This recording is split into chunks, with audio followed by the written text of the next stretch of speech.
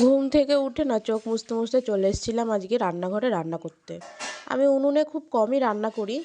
আজকে মা বলল যে একটু উনুনেই রান্না কর না, তাহলে দেখবি তাড়াতাড়ি হয়ে যাবে। মার মতে বলে আর কি, গ্যাসের থেকে নাকি উনুনে তাড়াতাড়ি রান্না হয়। এবার যারা উনুনে রান্না করে না তারাই এটা ভালো করে বলতে পারবে, কারণ আমি তো উনুনে রান্না করি না। তারপর আমি এদিকে উনুনে জালটা ধরিয়ে দিয়ে চালটা ধুয়ে নিয়েছিলাম।